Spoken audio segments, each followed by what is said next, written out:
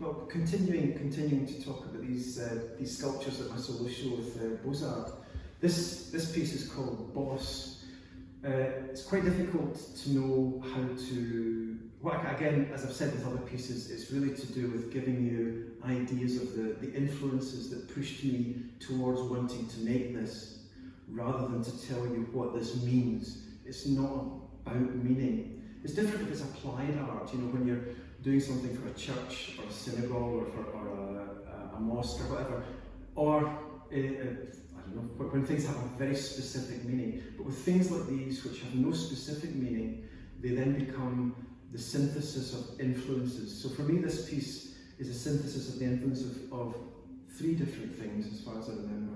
It's called Boss because in architecture, where you have a vaulted ceiling, the vaultings come together, and frequently at the ends of the vaultings where they all come together, you have a thing called a roof boss, which is this point of connection of all these vaults. You have a boss on a shield, so you have a central point and a shield, and in Scottish shields there had particular spikes sticking out of them, and they were the central point that from which irradiated a lovely decorative metalwork on leather. That's another type of boss.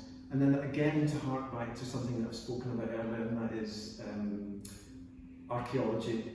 Frequently found are these conical forms, golden conical forms, which nobody knows what they're for, but it has been posited that they perhaps have the same role in the tribe or the clan or whatever it was, as the coronation orb has. So you can imagine maybe a tribal leader holding something like this in his or her hand as an object of power, an object of, everybody stop talking, I'm about to talk. So it's an object of power that was made in gold.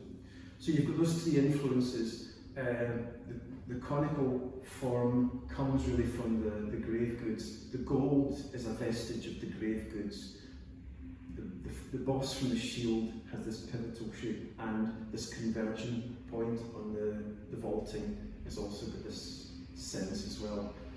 That's what I can tell you. I can tell you it is Cornish granite, which is quite unusual for me. We went down to, when my son was about 8, we went to the Eden Project, and I got a piece of Cornish granite to bring back, and that's what it became. And I'd never worked Cornish granite. It's a big open grain granite, and I can tell you that it's 24 karat gold leaf because that's just what I use.